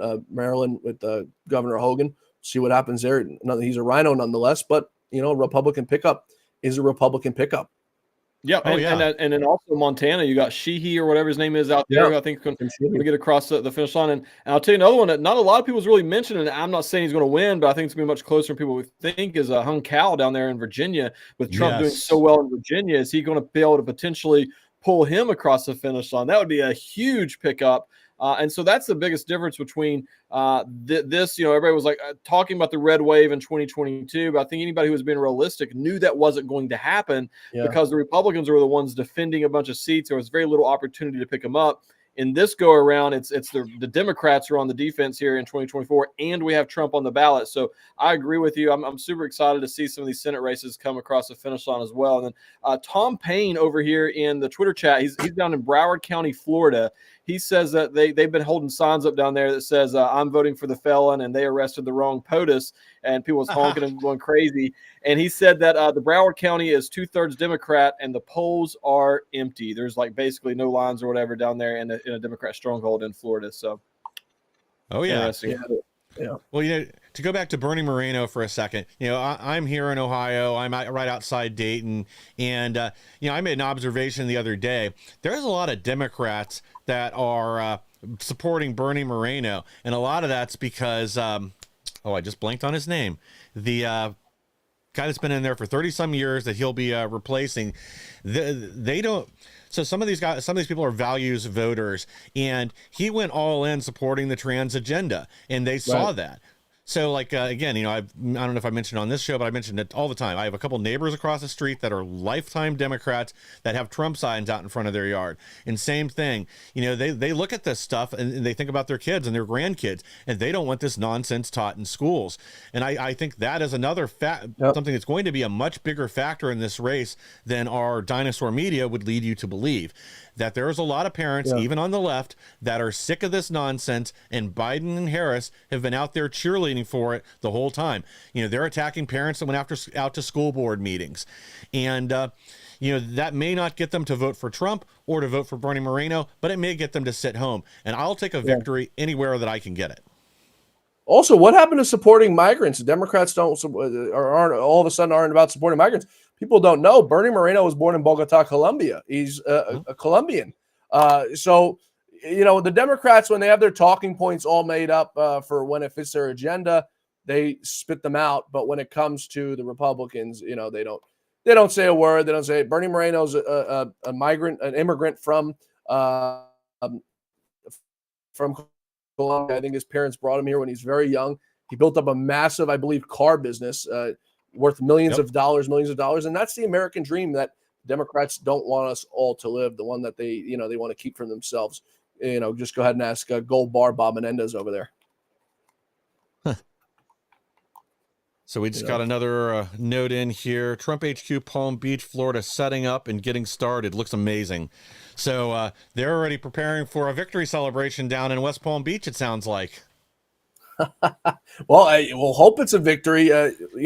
Like you guys had said, it's unclear if we're going to get the results tonight. I'm sure there'll be some monkey business going on, throughout the night. While we were talking, we got an update from Maricopa County. Republicans are still leading in total votes cast by 28,000 right now. 58,000 Republicans have voted. 30,000 Democrats with 58,000 independents. That independent vote that we always hear about, we always talk about, is going to be key, I think, for President Trump closing out Arizona strong and pulling Kari Lake across the finish line. Absolutely. And what are your thoughts on New Hampshire, John? I mean, the Libertarian Party came out in New Hampshire and officially endorsed President Trump last night, which in some states might not be a big deal, but in that state it is. There's like a lot of independent / third party type of votes and stuff up in that area, in that region of the country, and they came out and endorsed President Trump. It was already close before that. I mean, is that a state that Trump can pick up that a week or so ago that nobody would have really had colored red? Yeah, well, the problem with New Hampshire is we really hadn't got much good polling out of it. The best polling, the most common polling we get is from St. Anselm's College, which is usually pretty unreliable in historically in elections. Rasmussen Reports, which I trust very well, Mark Mitchell, really good guy, very smart guy. Yeah. His last poll, he has Harris +1 in New Hampshire. Donald Trump continues from 2016 and 2020, Derek, to outperform his polls by 2, 3, 4, 5 points. If that's the case in New Hampshire, inside that 1 point margin of error, he could squeak out a 2-point win. And now the big thing that people don't realize is, New Hampshire may be a small state when it comes to delegates, with just 4 delegates. But with New Hampshire, and maybe he squeaks out a win in Virginia, which people might not be expecting, or he squeaks out a win in New Jersey, or he pulls New York, all those states, Michigan, Wisconsin, Minnesota, are all irrelevant. So, it may just be 4 electoral votes, but it's the 4 that gets them over the finish line if there are shenanigans that happen in Michigan. 2016, I think they underestimated Trump's chance of winning, which is probably why we didn't see the cheating that we saw in 2016. But, if, we're not expecting him to pull New Jersey or Virginia or New York, those 4 votes are votes to watch. And for everyone who watches the Great America Show, I've been saying it for some time. Oh yeah. Well, this is the thing. I do think, you started to see, like, middle of last week, about like Thursday or Friday, had Harry Enten go on CNN and start to provide some air cover for a Kamala Harris loss. And Harry Enten went over a lot of the facts that they've essentially been ignoring in a lot of their broadcasts for all summer. And he started to point to things like this, like, the top 2 issues for voters right now are the border and the economy. And Trump overwhelmingly is more trusted by the voter base on those 2 issues. When no one's ever won the presidency that loses the top issue, it tends to always go whoever they feel is correct about the economy or whatever the number 1 issue is. That's who they go for. That's why a lot of people say in 2020 why it went for Biden, because the number 1 issue people were concerned about was COVID, and Biden, Harris, for some odd reason, were more trusted for COVID. This year it's the economy and it's the border, and it's Trump that is more trusted by a mile. There's also the factor of whatever party expands their voter base, registers more voters, they tend to win the presidency next round through. Well, that's the Republicans, again, by a mile. Last, right track, wrong track. No party has ever retained the White House with lower than a 28% approval on the right track, wrong track. And honestly, I don't understand how you win with only 28% of the country thinking you're on the right track, but apparently that's possible. Well, the Biden-Harris regime is floating right around 20%. So that's another factor that, again, like, these aren't definite, but these are kind of indicators, bellwethers, like some of the counties were. Even though, again, I know in 2020, Trump won, 17 out of 19 bellwethers, but still somehow lost the race. And we can blame it on COVID. We can blame it on cheating. But for whatever reason, like, the indicators all say President Trump will win in this election cycle. And I think that's the vibe on the ground. And that's also the evidence that I see with my eyes.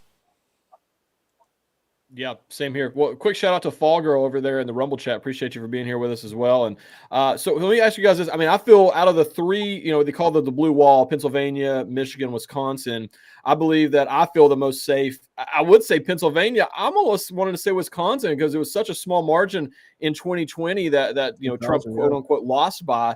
Do you think that they usually vote together, those 3 states? Do you guys think that this is a potential year where maybe they split up? Because Trump doesn't have to win all 3 of them, for the record, when you're looking at the map here. I mean, he doesn't have to win all. I mean, it'd be nice.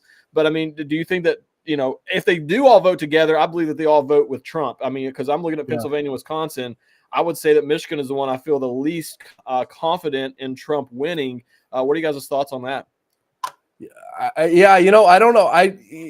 We've heard people say it's going to be a clean sweep one way or another. I don't necessarily agree with it, and it's not because of President Trump's ability to do it, it's the ability of the cheating, and we have a tough time with that. You have corrupt secretaries of state in Pennsylvania. You got a corrupt governor, Wisconsin, Michigan. It's just a matter of which one is the most corrupt. I think Wisconsin is probably the least corrupt when it comes to that. But, you've got Michigan is extremely bad. Pennsylvania is very bad. Arizona is very bad. The problem is this time around, the polling is supporting President Trump winning again. I think it's a lot harder for them to rig and to steal at this time because Americans have had enough. January 6th, people go crazy about it, but that is Americans frustrated. People went there to protest. Nobody went there to do damage and cause harm like they say they did. It was, my opinion, paid agitators, government informants. It's a whole different story. But I think that was Americans' way of saying we're tired of this. We're tired of you disenfranchising voters and doing this to us and rigging and stealing elections. Now, 2020 is probably the first time we've seen it, but there are other government activities that we've seen before our lifetime and in our lifetime that make you question the government and their capabilities. JFK assassination, for one, I think is one that resonates among people, and we'll hopefully see those JFK files and who killed President Trump. But as for it being a clean sweep, I'm not entirely sold on it, but I guess we'll see. Like I said, I think he'll win Virginia or New Jersey before we see a clean sweep of those states. And that's not me being pessimistic. I'm being cautiously optimistic. Yeah, and I kind of tend to agree. I think President Trump's chances in Pennsylvania are basically solidified at this point. I think with what we've seen, especially over the last few days, with these caravans of Amish voters going out to the polls, what we heard this morning, where rural counties are flooded with voters coming in to vote for Trump. They were talking a few days about how there weren't enough men voting on the Republican ticket yet. Blah blah blah. Well, apparently they all showed up on election day. Now, Michigan, I think, is the least likely of the three. And again, I don't think it's because of President Trump's support. I think it's, the margin of victory has to be greater than the margin of fraud, as Rush Limbaugh used to always like to say. And in Michigan, it's so corrupt, especially in Detroit. And I want everybody to remember, in 2020, Detroit officials admitted they could only account for 29 to 31% of the vote. The other roughly 70%, they have no idea how it got there. It just showed up. So if we have a situation like that again in Michigan, and we have dirty tricks from their corrupt Secretary of State, from Jocelyn Benson, that we could see that state taken. But we also are hearing that polling, not as many people are showing up in Detroit today. So it's possible, and Trump is pulling ahead there. But that's the one of the three I think could be taken. And this is the thing. At the end of the day, as long as Trump crosses that line to 270, we can deal with the corruption wherever after the fact, as long as this time we don't have so many judges that lack courage and an unwillingness for investigations. And once Trump assumes control of the DOJ again, it's not like this stuff's going to be past the statute of limitations. So if we have a clear idea and complaints that because keep in mind, these are civil rights violations. If people's votes are being switched or denied or whatever else, there's any kind of election shenanigans going on, the left loves playing games with this. We can play the same game they do. We can force investigations using civil rights as the predeterminate factor and clean out some of this corruption. And to your point, John, I do think because Trump is up in the polls right now, that they are afraid to have this massive effort to steal like we saw in 2020. I think they see the writing on the wall, and we will get. I don't know that we'll get results tonight. That may take a few days. I'm very hopeful, though, especially seeing the way turnout looks so far today. Yeah. Go ahead, Derek. Sorry. Good. No, I was gonna say I agree 100%. And when you're looking at everything, like I've got the the interactive map. I've been pulling it up, and when you fill in the for sure blue ones, the for sure red one, you know what I mean, like those sorts of things. I believe Arizona, North Carolina, and Pennsylvania. I believe, I don't want to say safe, but I believe these are safely. You can say these are Trump wins at this point, at least North Carolina. And what we're seeing in terms of the early voting data with Pennsylvania and Arizona, I believe that they're safe. And so when you do that, that puts President Trump at 265. And so that leaves Georgia, Michigan, Wisconsin, Nevada that are left. all he's going to do is win one of those 4 states to get across the finish line there. And I believe the early voting numbers in Nevada are looking really, really good for President Trump when you look at just the registrations and everything. So, I mean, once again, I'm feeling pretty good. Somewhat breaking news anyways, is we find it here again. It's out of Georgia.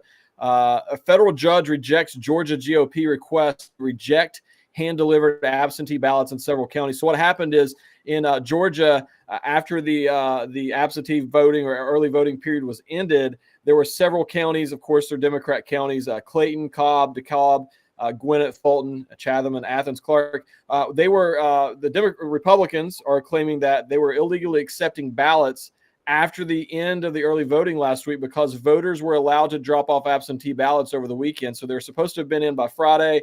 They gave them basically the whole weekend. You can continue dropping those ballots off. And Republicans filed a motion, and then the federal judge has sided with the Democrats on that. Now, I don't know. I mean, we know that Georgia was super, super close last time. No idea about this go around, but that could play a factor before the end of the night. Yeah, some other news we got coming in here. This is a few hours old. Jim Cramer saying that everyone's reacting, markets are reacting to Kamala Harris winning. For anyone who knows Jim Cramer's track record, he's wrong about 99.9% of the time. So we hope that. Yeah, I'd take that as a very good sign. Exactly. The other big news just in: Joe Biden reportedly will not be attending Kamala Harris's election night watch party. No, it's unclear if it's because it's past his bedtime or because he hates her guts, like I suspect. Some other news. We got a tweet from Charlie Kirk. Huge after-work surge happening right now in Georgia, North Carolina, and Pennsylvania. He says the men are arriving. Turnout is surging. So Good. Whatever that means. There's an old saying about the Republicans coming out after work and Democrats going out early because they don't work. So yeah, exactly. The cavalry is arriving. That's what we're seeing right now. The cavalry is coming in to help save the day. Yep. Well, I'll be up there with them in another 20-ish minutes. So I'll be hanging out at the polls too. But Derek, did they happen to mention in that article how many ballots it was in Georgia that they? I did not see that. I'll try to see if I can find some other places here. But the judge basically, he in his ruling, he never stated that the Republicans were wrong, that they were illegally accepted. This is what frustrates me. Yeah. The judge struck it down, claiming that Republicans were targeting these counties specifically. They were cherry picking because these counties lean Democratic. And it's like, but who cares if they were the only ones doing it? Yeah, then it's still wrong to do it. If it's illegal, it's illegal. Even if they are cherry picking, like if the Republican counties were doing it, the Democrats could have filed a motion as well. And if they didn't do that, that's on them. But the fact that in a very important state that even with all the cheating in 2020 was settled by 10,000 votes, roughly, something like that. Very, very small margin. This could play a factor, and I don't know how many it is, but even if it's one, if one legal vote is counted, even if it doesn't change the outcome of the election, it's one too many as far as I'm concerned. Yeah. You're absolutely right. Mike, do we got to get any more breaks in before we wrap this thing up, or? Yeah, we probably need to take at least one more break. We're actually kind of behind on those because the first segment didn't quite go as planned. So let's go ahead, take a break real quick, and then we'll be back to wrap things up before we hand things off. I couldn't give anything a higher endorsement. I would be remiss had I not include Cardio Miracle on my very short list of secrets. It's the real deal. It's a real product. It's not another supplement. I'm operating about 6 to 8 hours, and I've noticed that being on this Cardio Miracle has made a huge difference. Since I started taking Cardio Miracle about 8 are we months going to do a show later the on? benefits have been fantastic. If I get hungry, then I just have a Cardio Miracle. Not only is it safe, but it's necessary to take Cardio Miracle to stay well. This let me sleep. It's showing up more energy, more get up and go, and it's all because of what this company does. For me as a doctor, Cardio Miracle is a staple. Cardio Miracle to me is hope in a glass. Okay. All right. To try Cardio Miracle for yourself and get a special fan discount, go to the host page right now and click the link for Cardio Miracle. Okay, can you give both those? Thanks. The Donor Deck represents a groundbreaking independent crowdfunding initiative driven by patriots like you to bring back our esteemed President Donald J. Trump to office. With unwavering passion, we pledge all profits from the sale to MAGA Inc. and Fight Like a Flynn PAC. The exquisitely detailed challenge coin is a timeless collectible to be passed down to generations. It symbolizes your continuous dedication to assisting President Trump in his quest to rejuvenate America to its former greatness. Get your Donor Deck now. Go to thepatriot.tv store and click on Donor Deck. Enjoy the magnificent artwork and scripture on each playing card, knowing our appreciation for your continuous dedication to assisting President Trump in his quest to rejuvenate America to its former greatness. You'll get this keepsake collectible challenge coin acknowledging your support for Donald Trump's run back to the White House, and the Donor Deck of 52 exquisite playing cards, plus a beautiful display case to show your challenge coin. Go to thepatriot.tv store and get your Donor Deck now. Welcome back, and thank you for staying with us over here on Patriot Welcome TV. back. Go ahead, John. Yeah, welcome back. Welcome back, folks, and we appreciate you guys staying with us as we went to commercial break there. The wonderful sponsors who support our great causes and everything we're trying to push through to you guys. And another great sponsor we have, Freedom 20 Water, freedom20.com/John. It's time to start supporting, American companies. freedom20.com/John, 15% off. They do monthly deliveries. You can sign up, get it delivered right to your door. Free shipping, all that good stuff. Great sponsors.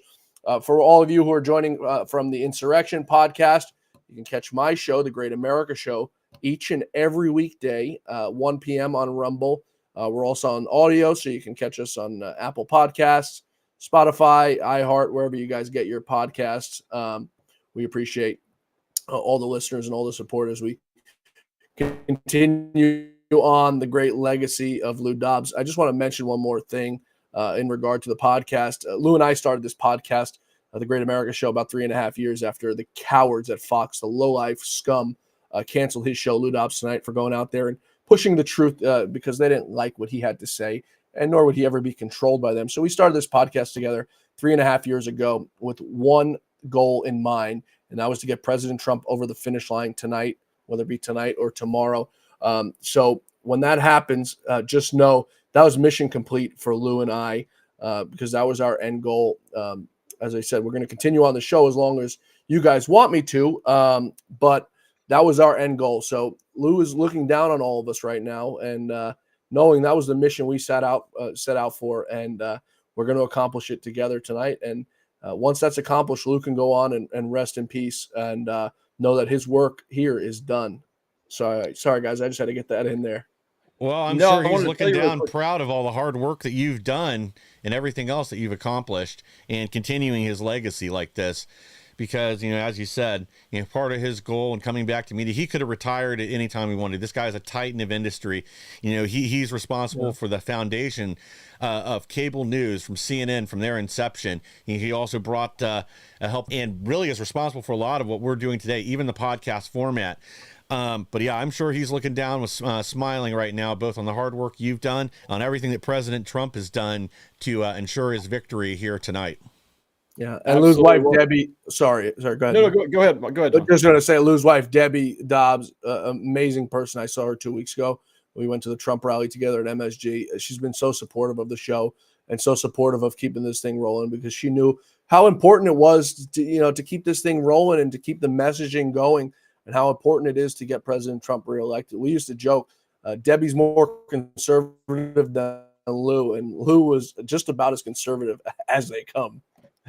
Oh yeah. Well, I wanted to say Slick Nard over here in the Rumble chat said Lou Dobbs, RIP, my all-time favorite reporter with integrity, and I have to agree. I mean, truly humbling and honored to for him to have opened this up and allowed us to be on here before he passed away, and to continue his legacy here in some small way. And then earlier in the chat, there were people commenting earlier. I can't find it right now, but somebody had said that rip Lou Dobbs. I wish he was alive to see this, because he would have really loved today. And I have to agree. He would have probably been yelling about me about some of the choice words I've used, but he got over it after the first F-bomb. Yeah, well, off air, I might have heard him swear once or twice off air. No, he would never do such a thing. Yeah, I must have imagined it. But Yeah, yeah, no, Lou was he was as real as they come. I mean, he didn't care. One time, I'll never forget. We were at a train station in DC, and he's yelling at me because I did something wrong. I was late to get into the train station, which I was always fashionably late. Which by the time Lou and I started this podcast, he'd gotten used to. But he was yelling outside. We had outside the Union Station in DC one time. And I'm going, Luke, come on, keep it down, man. I don't want anyone to get a video of this. So you yelling at me. I don't give a damn. I was like, all right, you know what, man? Go ahead, have at it. And then we get in the car, and it's like, that was the best thing about Lou is that he could be mad as hell at you about something, but as soon as it was over, and he usually made you say sorry. He didn't like to say sorry himself, but sometimes he would. And as soon as it was over, it was like it never even happened. And we need more people like that in this world. I miss the guy. I miss him so much every single day. I've got a picture of him here in my studio, and I've got his American flag pin I wear every single day because it reminds me of him. But he taught me everything I know. So without Lou Dobbs, there's no John Fawcett. That's right. Well, D. Carl in the Rumble chat also in here wanted to say Lou Dobbs rip, one of my favorites too. So, absolutely, he's very well loved, and his legacy is going to live on for generations, I believe. Well, yeah, I know he was an inspiration to a lot of people that are out there now, and if not for a lot of the hard work that he did, and his courage to continue to support Trump, both on and off air, I think again he's somebody that's very responsible for where we're able to take this country today. If not for all the hard work he put in and all the risks and slings and arrows that he took to stand for his beliefs. You're absolutely. Jim Jordan used to joke with him. He loved him. He used to go, Lou Dobbs is everyone's favorite uncle. He called him Uncle Lou. And he was absolutely right. I mean, everyone always thought he was angry or whatever, but he had the biggest heart, Michael. And you got to meet him over at CPAC last year. He's got the kindest heart. I mean, he was a tough guy. Lou was a tough guy. I mean, he was 78 years old, but he didn't think twice. He wasn't scared of anybody physically, nothing. He used to tell me, I'll kick your rear end. And I used to laugh. He was fearless, both physically, mentally, everything. And he didn't care about, what people thought of him. But deep down, the guy had the biggest heart of anybody I've ever met in my life. He cared about helping more people than they knew about. And we were at Fox. We had a colleague him and Lou would butt heads constantly. And all Lou tried to do was teach us. And this fella didn't realize the impact Lou had on him until his show got canceled. And this guy wrote a letter to Lou after telling him he was apologized for butting heads. And he didn't realize, he said to Lou, he didn't realize how much he really taught him and how much he meant to him until after he was gone, after he had left Fox. And it's I always equate it to tough love because that's what it is. Yeah. And he taught me everything I know about this business, about ratings, about integrity. I mean, he's a pioneer, but we can move on for that because Lou's probably mad right now that we're talking about him, giving him much airtime with President Trump about to win the presidency. Well, one more really quick. One more. Jeff over here in the Rumble chat says, when Fox fired Lou, I fired Fox. And I think there's a lot of people who did the exact same thing. Jeff. And I got my ass out that door because that place is a dump. Well, we got one other guest joining us with an update, probably out of either Texas or Colorado. Sharona Bishop, how you doing? We'll bring to you America's Mom. Hey guys. Hey, well, gosh, just in time to hear that one of the major cities in Colorado, El Paso County, which is the home of Colorado Springs, their internet provider is down. So yay. But don't worry because the machines aren't online, so it doesn't matter anyway. We're having lots of great feedback coming in from Colorado. We've got people who are showing up. Their ballots have already been cast. That's, not surprising. People who have mailed in their ballots only to find that their ballot hasn't been received yet, or it's been intercepted and being held on to, which they're frustrated by that. But by and large, I think the voter turnout for Colorado, at least, has been pretty incredible. About 40% of Republican voters voted early in Colorado. We're expecting to see about 20,000 more votes than 2020. In the state of Colorado. And there's a lot of talk that we might even go red, which I would not be surprised, especially after this last week's fiasco with the Secretary of State, Jenna Griswold, and her leaking of encryption keys to 25 other states' Dominion voting machines. So it should be very interesting in Colorado. Who knows if we'll have the results today, but there's a start for you guys. Wow. Really quick, even if we don't flip the entire state red for President Trump, I mean, are there some pockets in there where we could pick up some congressional districts where, like, even if the whole state doesn't go red, or there, and what if so, what are those districts we should be keeping an eye on as the results start coming in tonight? I think one of the hotly contested races, of course, is the 3rd congressional district, and that was the one that was held by Lauren Boebert. You might remember that she switched to the 4th congressional district simply because she fell out of favor. The 3rd congressional district typically is very, very conservative, but Adam Frisch, the Democrat candidate, has actually been doing a great job picking up Republican supporters. He's had Republican Mayor of Pueblo, a Republican, having her endorsement on his campaign, which is unheard of. Pueblo was very strong Boebert country and very strong Trump country, so that was pretty shocking. I think there might be an upset there tonight, and I hope not. I hope the Republicans turn out and vote for the right person. Adam Frisch famously was recorded on camera in Aspen, Colorado, meeting somebody else's wife in the Aspen storage shed as she pulled up in a minivan while his wife was famously at home with his children. In addition to that, he also was confirmed. This is confirmed. It is a true story. He was blackmailed as the city council member by another citizen to try to prevent a vote on property, some kind of deal there that was allowing for expansion, and the citizen didn't want expansion, so they were able to blackmail Adam Frisch. So I'm sure he will be needing desperately that congressional slush fund the minute he gets to DC, if that district does go to him. So Jeff Hurd is the Republican candidate. Not a popular guy, but a lot of people think he is a good man. So we'll just have to see what happens there. Other than that, we've got Jeff Crank in the Colorado Springs area. He is a media personality, largely did radio up there, and had a 60-40 win over the GOP state chair, Dave Williams, which was extremely shocking during the primary. But we have this other side issue in Colorado where we now know the BIOS passwords to infiltrate all of the electronic voting systems in Colorado were available online before June's primary. So I think we're going to start seeing some of that come back up and around. The Libertarians filed a formal lawsuit, had their first hearing yesterday in court. Nothing yet to report on that, except for they're saying that these, it's unprecedented times when Jenna Griswold leaks all of the BIOS passwords in an unprecedented move for months prior to the primaries. And so they're calling for relief right now. Obviously, we're in the middle of an election, so I don't know what's going to happen there, but I think we're going to have a lot of questions about whether or not these official candidates were the actual intended candidates. So it's really getting sticky in Colorado, and I don't know how the relief is going to come. You have to remember the Colorado State Supreme Court justices themselves are entangled in a 3,000-page document for their behavior. They were all blackmailed, bribed, and honeypotted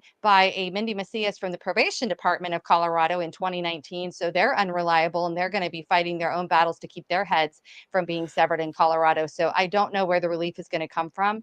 People are asking for justice in Colorado, but we're like, who's bringing it? Even Jared Polis, the governor, was like, we need oversight. But Yeah. what are we going to do? I Yeah, don't this know. sounds It's insane. wild. It is insane in Colorado. It is so insane. I did hear, and I was just checking actually before I got on with you guys, I've heard that Colorado has had the power turned off. I have not confirmed that yet. Have you guys confirmed that power is down in California? No, I haven't seen that yet. All But right. we are almost out of time here. We've got about a minute left. Any words of wisdom you want to leave us with, Sharona? Well, the only thing is we're up in the, last couple of hours. What do we have? 3-4 more hours left in most states, 3 hours, I guess, to cast your vote and make your voice count in the most important election of all time. Get your cameras out. Make sure you film, document every single thing that seems nefarious to you. Report it to vocal.com. True the Vote also has an app out there for you to report all election malfeasance. Every single bit of it is going to be looked at and investigated. So please make sure you report it. Some people they feel that maybe it's not a big enough deal and they have a gut check, but they also don't want to get entangled in anything. I think this is the time where Americans really need to just put it all on the line. President Trump has done that for us, and so many of these candidates have done that for us. It's time for us to stand up for them. So 3 hours, let's make it count. Absolutely. Well, thanks for popping in and joining us. Derek, John, any closing words? Go ahead, Derek. I'll just quickly say, hey guys, that we've been waiting on this moment for a long time now. It's finally here. We owe it to President Trump, who's they tried to throw him in prison for thousands of years. They've literally tried to assassinate this man. He took a bullet for our country. The very least you can do is not only go stand in line to vote, but you can bring some friends and family with you. That's the least we could do. We owe it to President Trump. We owe it to our children, our future grandchildren. We owe it to our country. Get out and vote, and let's go save America. John? Yeah, they couldn't have said it much better myself, Derek.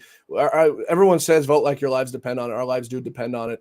Get out and vote for your family, for our future, for your children, for your daughters who don't want men playing in their sports, want men in their bathrooms, and do it for the great Lou Dobbs. Like I said, 3.5 years ago, we set out on this mission to get this thing done and to finish the mission so Lou can go out and rest in peace and make his work here on earth done. For all the hard work he's done for the last, I won't even say how many years, but it's been a very long time since he's been in this industry. So get out and vote, take everybody with you, and make sure you get out and vote. Vote once. I was going to say vote twice, but once works. We're Republicans. We're not Democrats. Thanks to everybody for being with us. I appreciate you joining us. I may be back on later, 7 or 8 Eastern time. Not sure if Mike will be. We'll see, but yeah, we're going to play it by ear and see what's happening, see what kind of fraud's happening. Absolutely. Yeah. We'll see what else is going on. And yeah, if you have not been out to the polls, this is it. This is the last chance we have to save America. Get out there and make America great again. Make America healthy again. Guys, stay with us. We're going to have General Flynn, Mark Shaflin, and Will Johnson taking over coverage here on Patriot TV. Thank you again for the opportunity that you gave us to help bring the news. Guys, again, get out there and vote. This is it. This is the battle to save America. Thanks again, guys. We'll be back again soon with more.